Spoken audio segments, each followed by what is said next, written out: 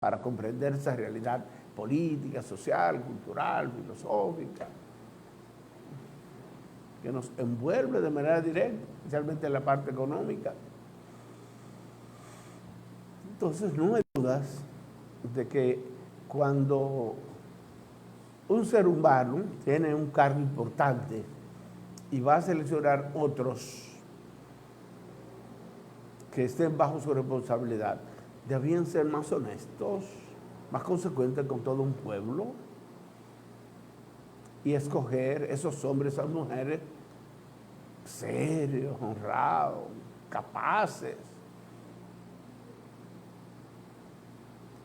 firmes en su forma de accionar, de actuar, de ejercer su cargo con un buen desempeño, con una gran responsabilidad, porque estamos trabajando con seres humanos. Ustedes saben la cantidad de niños y de jóvenes que nosotros tenemos en este país, menores de 18 años, que dependen directamente de nosotros, los adultos.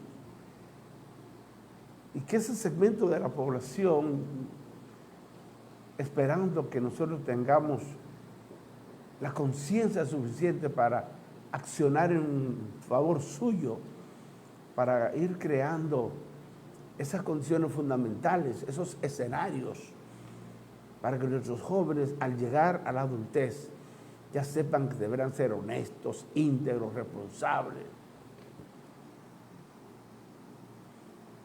tener la preparación suficiente para no dejarse engañar y tampoco permitir que engañen los suyos y los demás. Esa es una gran tarea que tenemos, porque hay sectores de esos que viven muy bien y a quienes les pagamos muy bien, que no les conviene que ustedes se capaciten, se preparen, entiendan, comprendan, analicen y decidan de manera correcta, porque ya saben discernir entre lo bueno y lo malo, lo regular, lo muy bueno, lo excelente. Pero si estamos ciegos, ¿qué dice el adagio popular? Donde hay muchos ciegos, un tuerto es un rey.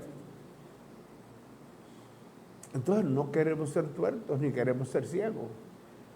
Queremos tener una vista de águila, no solo esta vista física que nos permite ver algo definido, cercano, sino ver mucho más allá de la curva, con esa vista que tenemos física, pero también en el cerebro, a través de una gran comprensión que el cerebro nos permite entender qué es lo que podría venir, qué ha ocurrido, porque hayamos comprendido parte de lo pasado, el conocimiento de la historia, los fenómenos, los estadios históricos que se han dado, por qué se han dado, cuáles han sido las causas, quiénes han participado, las consecuencias, cuáles han sido los aportes, cuáles han sido los legados que nos han dejado estos buenos hombres, estas buenas mujeres en función del bienestar de la sociedad, tanto la pasada como la actual, y nosotros tenemos gran responsabilidad con crear las condiciones para que la futura sociedad dominicana sea mejor que la actual. Y precisamente un día como hoy tenemos que reflexionar profundamente los dominicanos, porque se dio una de las principales batallas de las que hemos dado como dominicanos a partir del 27 de febrero de 1844, ese 19 de marzo, inmenso, allá en Azua, en el sur, donde el general Pedro Santana, el general Antonio Duvergé, entre muchos dominicanos, enfrentaron una gran cantidad de haitianos que querían reconquistar la ocupación que tenían y que perdieron con la independencia, como el arrojo, el coraje, la gallardía, el compromiso patriótico de esos pueblos dominicanos, comenzando por los trinitarios, encabezados por nuestro ideólogo, nuestro gran padre de la patria, Juan Pablo Duarte, y por supuesto los demás padres de Vargas, Francisco de Rosales, Ramón Montiel, todos los trinitarios y esa sociedad hermosa de hombres y mujeres que nos dieron la independencia nacional, pero eso hubo necesariamente que mantenerla donando bienes y vidas para defender lo que ya ellos habían decidido, que fuésemos libres e independientes. Como nos decía nuestro padre de la patria, nuestra patria ha de ser libre e independiente de toda potencia extranjera o que se hunda a la isla. Y sostuvo y mantuvo esa posición firme hasta la muerte, allá olvidado en Río Negro, cerca de Caracas, en Venezuela. Qué triste, ¿verdad? Bueno, pero acerca de esto de la batalla del 19 de marzo, nuestro director nos tiene un pequeño video que quisiéramos compartir con ustedes. Adelante. Se conmemora el aniversario de la primera gran batalla tras la independencia dominicana.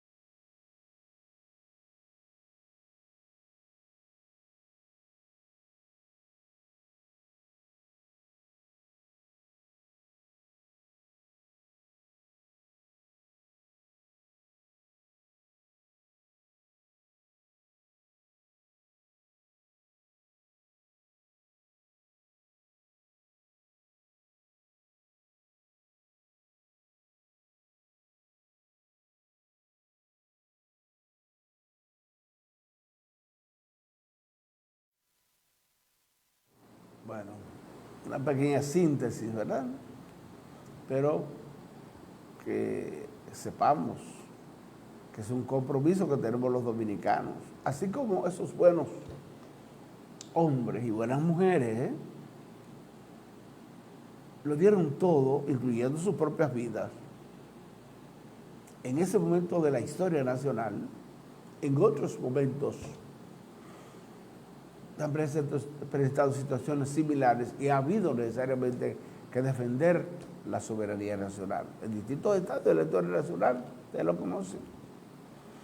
Y eso pudiese estarse presentando en estos momentos, en estos días. Y también en el porvenir. ¿Cuál es la conciencia patria? ¿Cuál es el nivel de nacionalismo auténtico que tenemos? ¿Estamos siendo conscientes? ¿Estamos preparándonos y estamos preparados efectivamente para luchar cada vez más en favor de nuestra querida patria?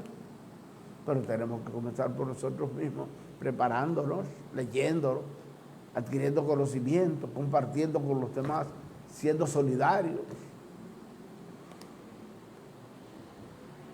contribuyendo con los demás, orientando de la forma más correcta posible a esos jóvenes que van avanzando en edad y en conocimiento, esos niños hermosos que tenemos en nuestras familias, en nuestras escuelas, en nuestros colegios, esos jóvenes que tenemos en distintos escenarios de nuestros campos, en las ciudades, en otras partes del mundo que también han tenido que irse. Es para reflexionar, ¿verdad? Pues vamos a seguir reflexionando con otros cortecitos que tenemos por ahí. Adelante, director. Claro que $1 millón de pesos. ¿Qué serán 151 millones de pesos? Y que tremendo monto como ese se esté destinando única y exclusivamente para comprar gomitas multivitamínicas. Pero yo quiero saber si fue que el INAVIE hizo un sondeo, hizo un levantamiento, le hizo un estudio a los menores de edad de primaria, inicial y secundaria, a quienes ellos supuestamente le van a dar la gomita, y luego de ese estudio entonces se reveló que esos niños tenían deficiencias de vitamina y que por ende era tan inminente hacer esa compra, abrir esa licitación, para comprar esa gomita, para darle esa gomita a esos niños.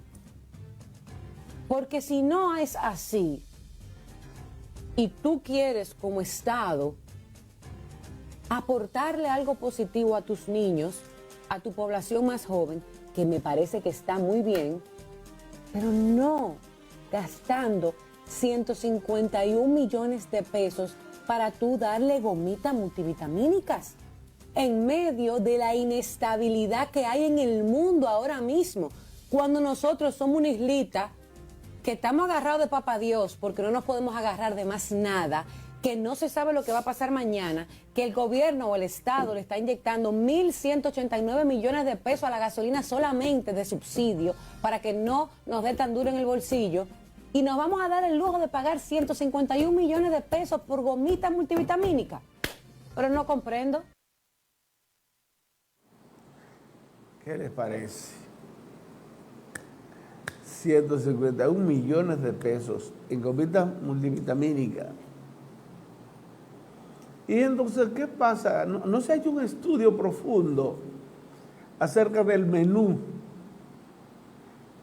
que hay que aplicar para alimentar de la mejor manera a nuestros niños y jóvenes de nuestras escuelas, colegios y liceos.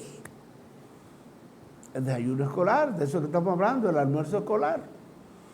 Entonces, adicional a la alimentación, que debe ser la mejor posible, porque estamos hablando de una gran cantidad de recursos que aportamos los dominicanos para entregarle un 4% al Ministerio de Educación, y ese elemento es fundamental, la alimentación de nuestros hijos, de nuestros niños y jóvenes, y que como consecuencia de la deficiencia es una forma de aceptar que la alimentación que se le está llevando a nuestros hijos es deficiente. Entonces hay que adicionarle 151 millones de pesos en gomitas multivitamínicas. Señores, eso hay que pensarlo bastante bien. Es como para que vayamos reflexionando, ¿verdad? Adelante, director.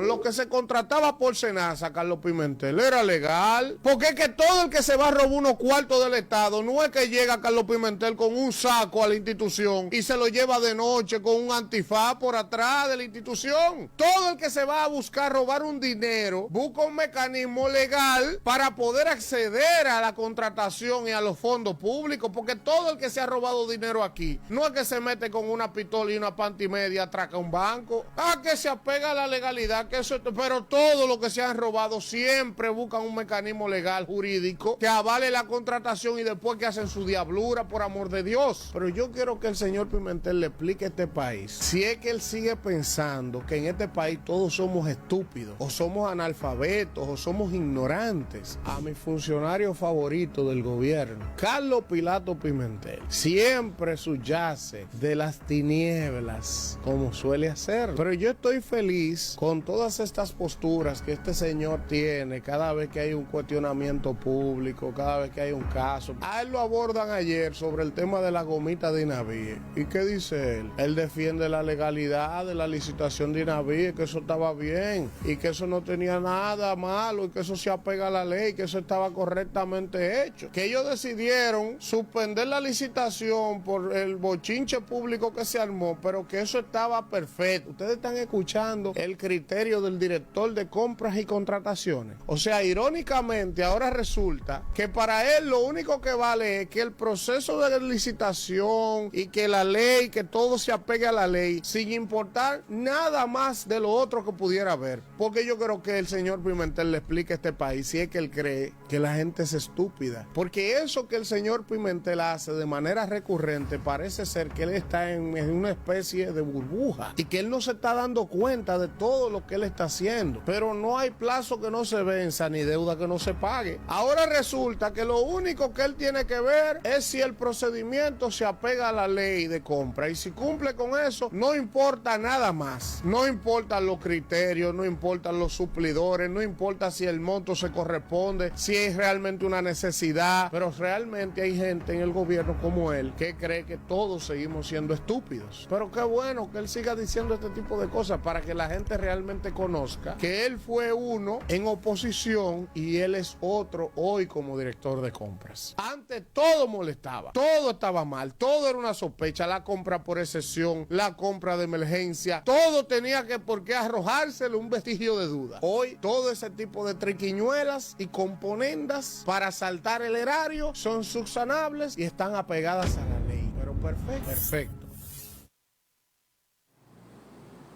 Es parte de lo que nosotros tenemos que ir entendiendo. ¿Y por qué entonces suspendieron esa licitación? Porque cada gomita que iban a comprar, de esa que le iban a dar a nuestros estudiantes, estaban sobrevaloradas, es decir, le iban a comprar a un monto muy alto con relación a lo real, a la cantidad de dinero que en otros lugares han invertido. Entonces, era una forma como de negocio que querían establecer para apoyar, para beneficiar a determinados sectores. Señor, la política no puede ser un negocio. Nosotros por eso es que queremos autenticidad de nuestros representantes, seriedad, integridad, que se vea, se hace un estudio profundo y se entiende que esas gomitas son necesarias y las vamos a comprar a 5 pesos, pero que realmente se compra a 5 pesos. Pero no aparentar comprar a 5 y comprar realmente a 15 y ganarse 10. Eso no puede ser. ¿Cuánto tenemos nosotros que trabajar para evitar la corrupción, señores? Esas personas que no obstante lo bien que nosotros los tratamos y les pagamos y cuántas cosas, sin embargo, son insaciables buscando fórmulas para beneficiar a otros y beneficiarse ellos mismos. Qué pena, ¿verdad? Y peor que sea en el caso de educación. Fíjense el caso de SENASA, fíjense el caso del Servicio Nacional de Salud. Estamos hablando de los 2 sectores fundamentales después de la vida. Porque a partir de la vida, ¿qué necesitamos? La salud. Y entonces un sector, 2 o 3 más los dominicanos, que fueron elementos fundamentales para beneficiar cientos de dominicanos, porque recuerden que han planteado que esos cuartos fueron utilizados para la campaña electoral.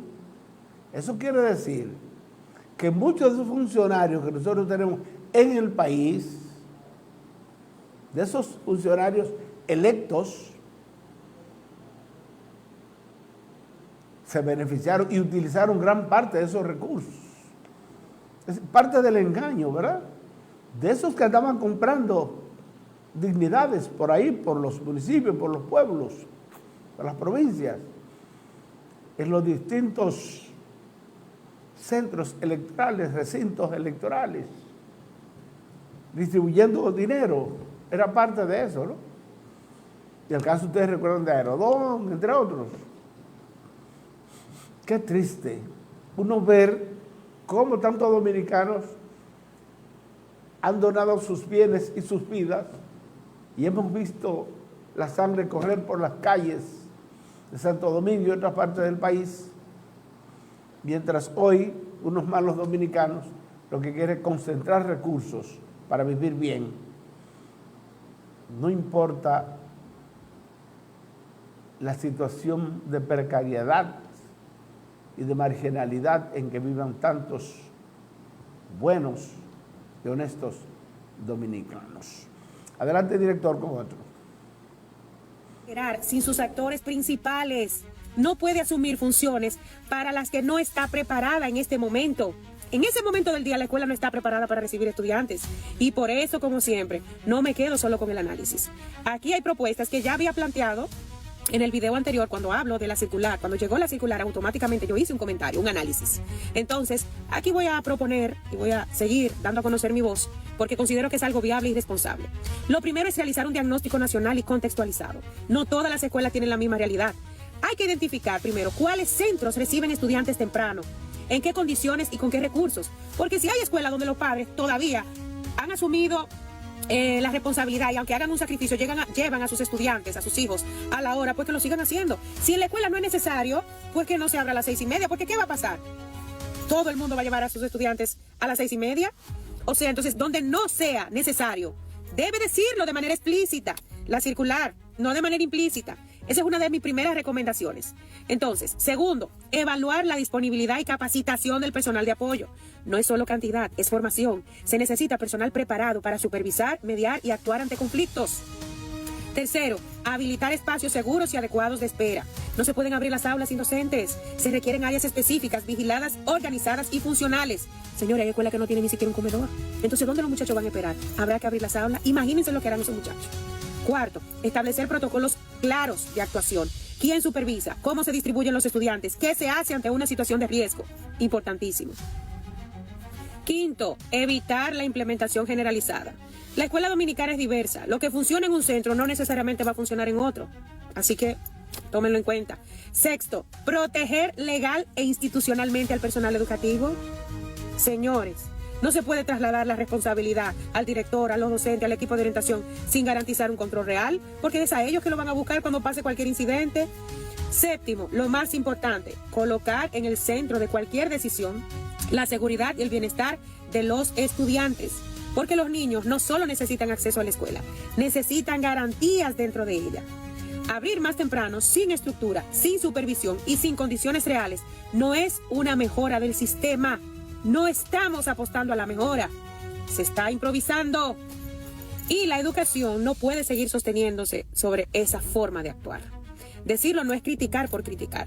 Decirlo es asumir con responsabilidad el compromiso que tenemos con la escuela dominicana. Como siempre, ofreciendo un punto de vista real de la escuela, amando mi escuela, amando mi sistema y añorando la mejora en la toma de decisiones. Rosagna. Eso hay que analizarlo bien, mis amigos. Usted escuchó el análisis que hizo esa joven profesional dominicana. Eso es a propósito de una resolución que ha emitido el Ministerio de Educación,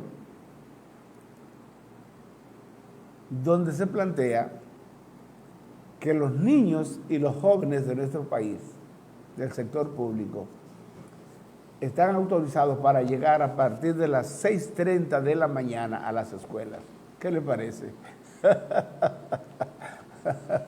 Bueno, ¿ustedes se imaginan que comiencen a llegar niños y jovencitos a las escuelas y que ya el portero,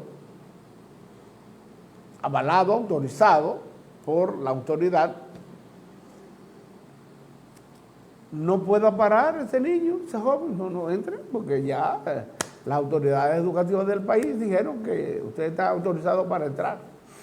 ¿Ustedes se imaginan una gran cantidad de niños, jóvenes, en un centro educativo ahí, sin la presencia del director, del personal docente, el personal de apoyo que hace en ese, diríamos, a las 6, 6:30, 7, 7:30? Bueno, está limpiando, preparando, organizando todo.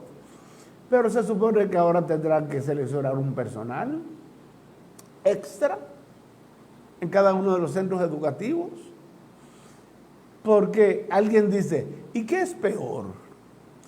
¿Tener esos niños y jóvenes en la calle o tenerlos dentro del centro? Quien no haya trabajado en una escuela, en un liceo, en un centro educativo, una unidad docente, inmediatamente va a decir, no, lo mejor es que estén dentro porque están seguros. Están más seguros. Pero ¿quién va a controlar esa gran cantidad de niños y jóvenes sin ninguna dirección de adultos ahí? Bueno, señores directores, señores profesores, de nuestros centros educativos públicos. Bueno, y a propósito, la ADP se ha manifestado en contra de eso. No sé exactamente si hubo algún tipo de diálogo entre las autoridades, los maestros, otros sectores, otras instituciones, porque, señores, en democracia hay que dialogar, hay que conversar, hay que ver los distintos puntos de vista. Y al final, entonces se toma la decisión por parte de la autoridad, pero conociendo el criterio de los distintos sectores que van a participar en el proceso. Imagínense ustedes que en cualquier centro educativo del país, de nuestro querido país, de nuestra querida República Dominicana, ocurra algo a un niño o una niña, ya dentro del centro educativo, ¿quién es responsable? El director o la directora de ese centro.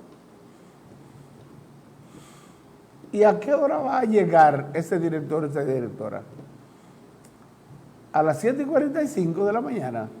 Oh, y toda esa gran cantidad de niños y jóvenes corriendo y de forma caótica en algunos casos podría darse, o tal vez poco indisciplinada, sin una conducción, sin una dirección, sin un orden establecido, salvo que ya lo hayan establecido previamente y que uno no lo conozca.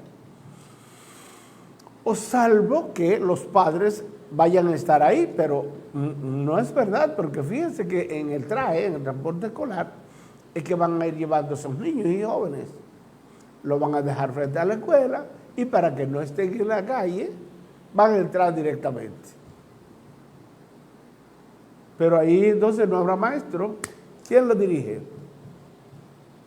¿Quién orienta? Y la dirección. Entonces, todo esto, si está bien planificado, si está bien organizado, y que ese personal que va a recibir a esos estudiantes, o hay algún lugar específico donde van a estar, donde un personal lo podrá observar y controlar, son incógnitas, son interrogantes que tenemos. Sería interesante conocer el horario de clase de los estudiantes, por ejemplo, de Finlandia, de Suiza, de Islandia, de Singapur, de Japón, o simplemente de Costa Rica, aquí cerca de nosotros. Costa Rica, Chile, Panamá, países similares a nosotros. Ojalá entonces esto haya sido bien pensado, bien sopesado, bien consultado y que dé buen resultado. Pero tener una gran cantidad de niños de educación inicial o preescolar, educación primaria y educación media en los centros educativos sin la presencia del personal tradicional, porque estamos planteando de algo que conocemos con relación a algo que se va a iniciar.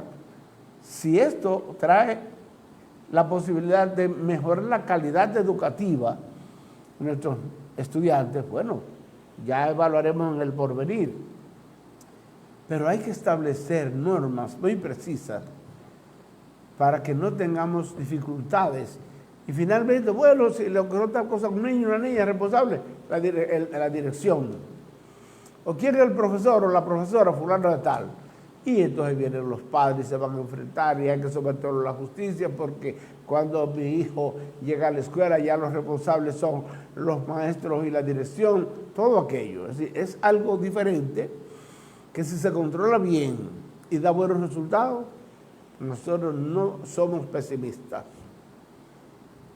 ni negativos, pero sí prevemos que si no hubo un estudio previo pormenorizado, despacio, con criterios técnicos, científicos, y se toman las medidas pertinentes, esto podría crear algunos inconvenientes y dificultades a lo interno de nuestros centros educativos. Ojalá que no sea así.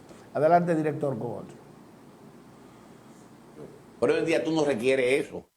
Tú no requieres, a ver, cuando yo entré en la administración pública fue en 1978. La ilusión era ir acumulando y cotizando para obtener una pensión a los 60 años después de haber trabajado 30 años en la administración pública. Hoy en día eso no es necesario. No, incluso a veces, Hoy en día tú no tienes por qué trabajar en la administración, no es necesario ser amigo de alguien. A veces se le dificulta al que está trabajando que le conseguir la pensión. Yo no sé si ustedes conocen esos casos, pero yo conozco muchísimos casos. Yo tengo un pariente que se estaba muriendo, bueno, en cualquier momento, que fue director de pensiones. Óyeme bien, director de pensiones. Y no ha conseguido la pensión. Qué ironía. Sí, una ironía.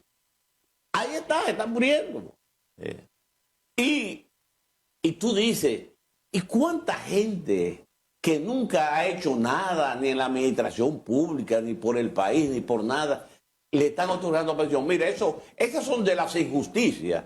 Por ejemplo, cuando yo pienso en ese caso, es de las injusticias en que vivimos en la sociedad dominicana. Entonces, ese tipo de cosas es lo que requiere credibilidad. Tú estabas hablando, el gobierno no necesita recursos, yo estoy convencido de eso, pero tú tienes que dar señales claras de que va a utilizar correctamente los recursos, porque si tú no das esas señales claras, la gente de ninguna forma quiere pagar impuestos, nadie quiere pagar impuestos, pero cuando yo digo la gente, no es el que está allá, soy yo.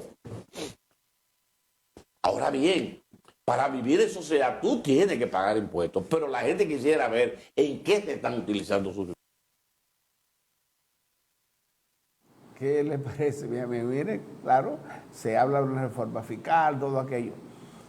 Pero ustedes saben la cantidad de pensiones especiales que el presente gobierno ha entregado en este país a personas que nunca han trabajado en el Estado. Por un lado. Otros que son personas relativamente jóvenes que conforme a la ley pues no llenan los requisitos necesarios, pero hay que protegerlos políticamente. Y eso no puede ser. Siempre se está, bueno, usted tiene que estar trabajando por lo menos 20 años, 25, 30, 35 años, 40 años, bueno, sale con una pensión. ¿Y cuánto ganaría? ¿Cuánto reciben?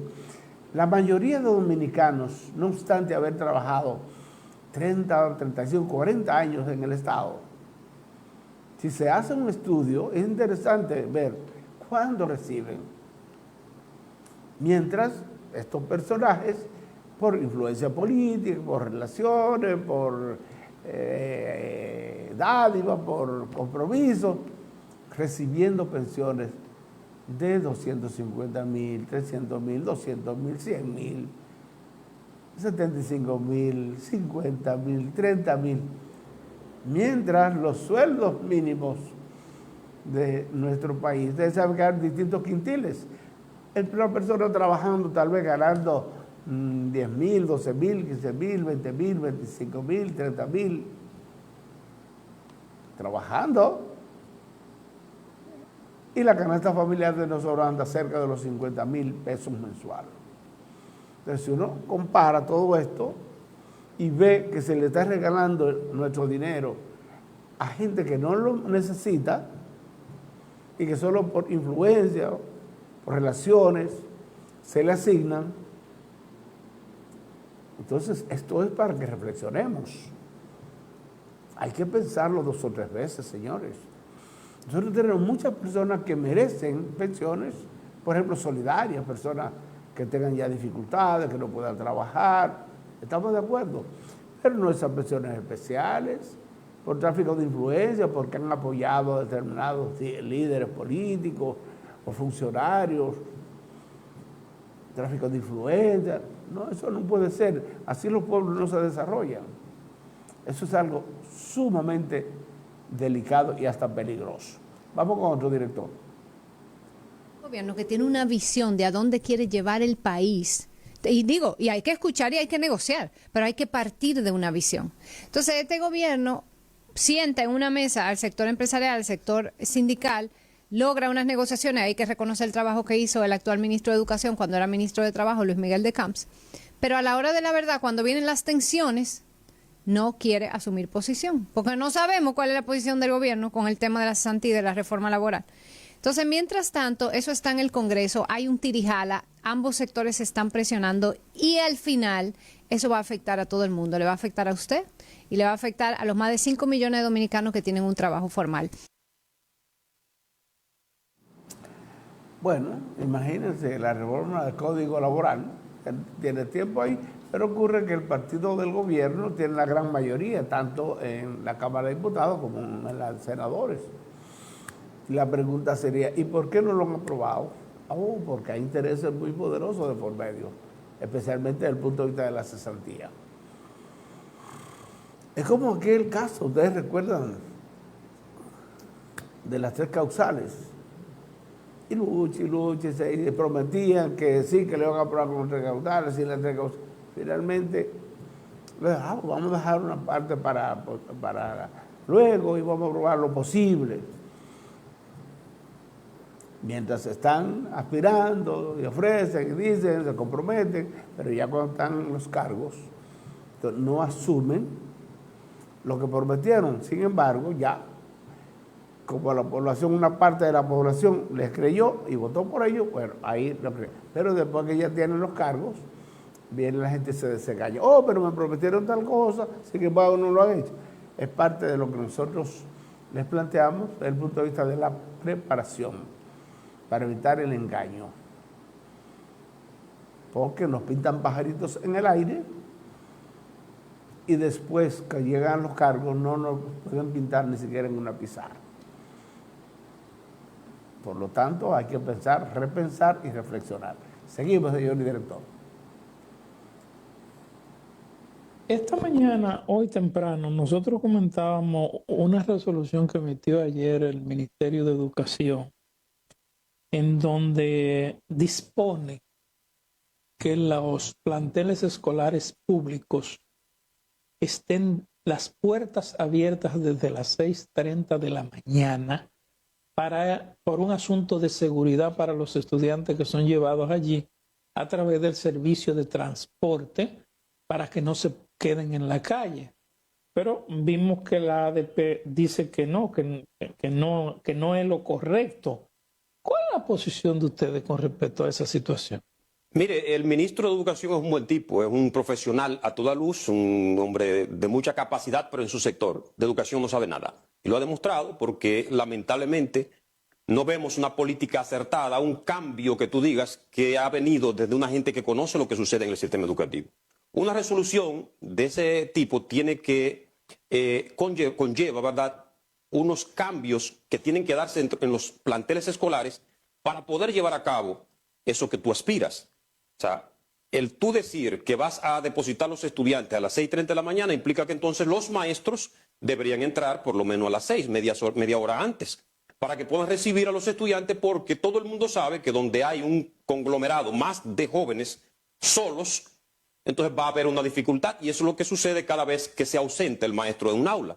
Entonces, cuando tú depositas allí todos los estudiantes en un centro educativo, donde los docentes no han llegado, donde apenas quizás tú puedes tener, y habría que también trabajar con el tema de los conserjes y todo el demás personal administrativo que elabora en los centros educativos, para que puedan estar allí y recibir los muchachos. Pero los muchachos, en el sentido de los conserjes y personal administrativo, no son los que demandan supuesta atención, su respeto, sino los docentes. Entonces, tú tendrías que regular el horario de los docentes para que entren a las 6 de la mañana y no a las 8. Pero la regulación de horario es una simple medida administrativa. Es abrir las puertas. Es abrir la puerta para que nunca estén afuera. Pero exactamente, por eso digo el desconocimiento, porque el que ha laborado en un plantel escolar, tú decirme que tú vas a abrir la puerta para que 600, 700 estudiantes que acuden a un centro educativo lleguen y estén solo durante 1 hora o 2 horas ahí esperando a que llegue el personal, eso es inaudito, eso es inaceptable. Tú tienes que tener... ¿Cuál es la alternativa, diputado? Bueno, porque número uno, quienes usan el sistema público implementado por el gobierno efectivamente llegan más temprano y entonces se quedan en la puerta. Ahí está el problema. Afuera, en la calle. Exactamente, pero para resolver eso no necesariamente tiene que ser a las 6:30 de la mañana. Pero ¿por qué nos preocupa que esos 600, 700 estudiantes estén adentro y no nos preocupa que estén afuera? No, es que tiene que haber una coordinación clara entre lo que es la dirección, el equipo de gestión del plantel escolar y el sistema de transporte para que se recojan los estudiantes a la hora correspondiente y lleguen de manera sincronizada a las 7:30, 7 que abre el Politécnico o que no que abre, no, porque el centro educativo... Pero eso es inviable, diputado, porque eso implicaría tener un autobús por cada escuela del país. Entonces, necesariamente cuando se arman rutas va a haber paradas que van a estar más temprano que otras, sin hablar de la situación de los padres que llevan directamente a sus hijos. No, entonces el problema es el siguiente, es decir, tú quisieras que eso sea posible bajando la hora a las 6:30, pero bueno, dime entonces cuáles son las alternativas o cuáles son las estrategias con el personal que va a recibir esos muchachos para que también lleguen a esa hora. Porque si tú me dices las alternativas, entonces es posible. Pero yo tengo 3 hijos, diputado. Ajá, sí. Y yo prefiero que esté la puerta abierta de la escuela que esté cerrada, porque es que la alternativa es que me los dejen en la calle. Entonces, ¿dónde están peor? ¿Afuera en la calle o adentro sin profesores? Pero es que ese no es el problema. El problema es la falta de sincronización. Y un sistema educativo tiene que tener un plan establecido de manera clara. O sea que la medida no es mala. No. No es que la medida sea mala, el problema es que no está planificada de la manera adecuada, porque tú no puedes disponer simplemente a través de una resolución que te abran la puerta y que lleven a los muchachos y los depositen allí como si fueran chivos. Es decir, tú tienes que tener para esos estudiantes un personal que allí les reciba y por ende tiene que haber una coordinación con el personal que trabaja allí, porque los docentes en ninguna parte de la ley de educación, ni en ninguna resolución, ni en ninguna ordenanza dice que tienen que llegar a las 6:30 de la mañana. Bueno, ya hemos hablado un poquito de esto, pero ese tipo de reflexión, ese tipo de diálogo, creo que nos ayuda a ir entendiendo ese fenómeno. Entre director con otro. Porque hay una regulación para que los niños no vean pantallas móviles de 10 de la noche a 6 de la mañana. Sí, eso es, pero ya eso es una parte legislativa, una ley. ¿Qué más? ¿Por qué? Porque eso es lo que ayuda a los padres a regularlo. Porque una cosa es que tú como padre le digas a tu hijo, yo no quiero que tú utilices dispositivos después de las 10 de la noche porque hay insomnio, porque tú no es, por todos los daños que le hace a la salud que son requete conocidos. Pero aquí esto es una política de Estado a través de una ley. Por ejemplo, este país está hoy entre los países del mundo que más produce pornografía infantil para la exportación. Aquí no hay controles del Indotel, por ejemplo, al contenido de las plataformas y redes sociales. Aquí no se verifica la edad. La ley no lo faculta. Por eso estamos hablando de una ley. Entonces, por ejemplo, aquí no hay control de que un niño que tiene un celular, una tableta, un computador, cuando está solo en su casa, puede acceder. No lo hay. Tú estás dejando al libre albedrío de un niño que es una carnada. Pero los celulares tienen control parental. Pero, es que eso no es una responsabilidad los celulares del Estado, es una responsabilidad de los padres. Lo primero es que para eso tú tienes que educar a los padres. No, es que tú estás hablando de responsabilidad de los padres y el hecho de que tú uses un celular ni siquiera te garantiza que el padre sepa cómo implementar un control parental. Bueno, esa es una situación delicada. Los padres análogos, los hijos digitales. Entonces, el tiempo para controlarlo en la familia, para controlarlo en la escuela. Entonces, se necesita una sincronización, una planificación, una orientación adecuada, porque esto tenemos que controlarlo, no hay duda. Otro director, adelante.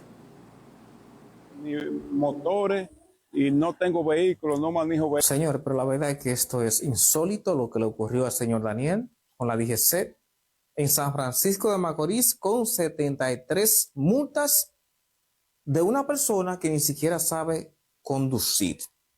No tiene vehículo. Observen, porque este país está para cerrar instituciones. Miren eso. ¿Cuál es el nombre suyo? Daniel Severino. Don Daniel, ¿qué fue lo que le ocurrió con unas multas? Yo en el 2017 tuve un accidente de un motor. Y el motor, yo hasta lo regalé el motor porque no he vuelto a montar ni motores y no tengo vehículos, no manejo vehículos. Y cuando tenía el motor me pusieron una multa, porque uno da la cédula. Entonces, lo sucedido de ahí para acá fue que a través de esa multa, todo ese restante de multa me lo han puesto de ahí para acá. Primero usted fue al banco. O sea, yo sí fui al banco, sí, a sacar unos impuestos para un pasaporte que tengo que sacar. Me dijeron que no tenía toda esa multa pendiente, que no podían darme esos impuestos. No podía sacarle los impuestos por la cuestión de toda esa multa. ¿De cuántas multas estamos hablando? Estamos hablando de 73 multas. ¿73? 73. a raíz de una sola que fue que me pusieron cuando yo tenía el motor. ¿Y usted sabe conducir vehículos? No. No, nunca usted se manejó. No. Todo eso fue por el motor. ¿Entonces? Por el motor. Ahí ellos han puesto de todo lo que le ha parecido, de cinturón, de que licencia, de todo, porque ellos ponen de todo lo que les parece, porque ellos se quedan con la cédula de uno, una foto, y hacen con eso lo que ellos quieran. Bueno, señores, imagínense, más de 70 multas. Esto regularmente se habla, pero quisimos traer al señor de dónde es y para que efectivamente esto tiene que controlarse. El gobierno dominicano no puede permitir eso. Y la sociedad dominicana como tal, nosotros en nuestro rol de comunicadores, de ciudadanos, eso es inconcebible realmente. ¿Cómo uno puede concebir, entender, comprender o aceptar ese tipo de cosas? Es inaceptable, francamente. Vamos con otro director.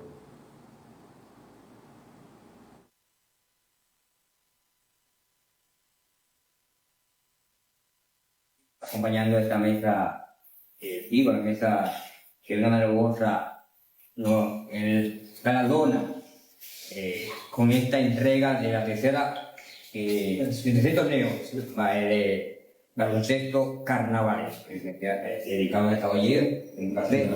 Para el Morelos, el Mercado y Plazas es un deber cumplir. Estar nuevamente apoyando un torneo de una envergadura, de esta escritura. Para nosotros es un honor que la Copa se juegue a nombre de nosotros. Entonces le deseamos a todos, de una manera u otra, los equipos que se van a enfrentar, lo hagan con amor, una forma de disfrutar un momento determinado de este deporte que a todos nos gusta y que de una manera u otra se pueda disfrutar en familia y ganar mejor. Así que gracias a la prensa por apoyarme y al pueblo lo llamamos para que apoyen esta actividad que toda la familia y de una manera u otra lo pueden disfrutar en el torneo que será efectuado en el torneo de baloncesto. Así que muchas gracias. Se celebra el cuadrangular carnavalesco. Se estará jugando en la cancha del Club Enriquillo a partir de este jueves y viernes de las 6:30 en adelante. Tiene un formato de deporte en conjunto. Se jugará los 2 días consecutivos. El primer día habrá una doble cartelera donde se jugará el segundo día continuando con los 2 ganadores que pasarán inmediatamente a una final. Los 2 equipos que no puedan ganar ese día se enfrentarán también por un tercer lugar, donde habrá premios metálicos. Para un primer lugar un valor de 15,000 pesos, un segundo lugar 5,000 pesos, un tercer lugar 3,000 pesos y un premio sorpresa al equipo participante. Es un evento que viene a realizarse con el aval de la Federación y la Asociación de Baloncesto de Valverde bajo el formato FIBA, donde estarán involucrados 4 equipos: el equipo del Club Enriquillo, que es la casa, el equipo del Club San Antonio, el equipo del Club Atico y el anfitrión, el equipo de Miami USA. Esa es la categoría superior libre, se estará jugando, donde invitamos a toda la familia, al amante del baloncesto, que apoye nuevamente este evento, que lleva de la mano también nuestro folclore con el baloncesto, que es lo que nos lleva siempre a la unidad en el deporte. De manera que... Bueno, mis amigos, a respaldar todo lo que tiene que ver con deporte, tenemos que respaldarlo, y a propósito del carnaval que se va a celebrar el próximo domingo. Y nosotros queremos felicitar al arte dominicano. Ayer anoche fue un gran evento, el Soberano, felicitar a Jochi Santos y a todos los ganadores, a todos los participantes, a todos los organizadores, a todos los patrocinadores. Eso es cultura, es algo sumamente importante, parte de la recreación nuestra. Ya terminando el programa, mis amigos, los enteramos esta tarde del fallecimiento de un gran joven, ya será agrónomo, amigo nuestro, Rafael Rivas, de acá del sector Enriquillo, ahí en la calle Baltasar Rodríguez. Lamentamos muchísimo su muerte, nuestra solidaridad con su familia, con sus relacionados, amigos, conocidos, y ojalá entonces que sus restos descansen en paz. A ustedes las gracias por la gentileza que han tenido de vernos y escucharnos. Si Dios lo permite, mañana volveremos a conversar de otros temas de interés. Antonio Disla ha estado con ustedes. Bye bye. Espere el programa Intercambio Contigo con el licenciado Antonio Disla por Telenovisa 43, tu canal familiar. Sintonícelo a través del canal 8 de Mao Cablevisión de 6 a 7 de la noche. Intercambio Contigo.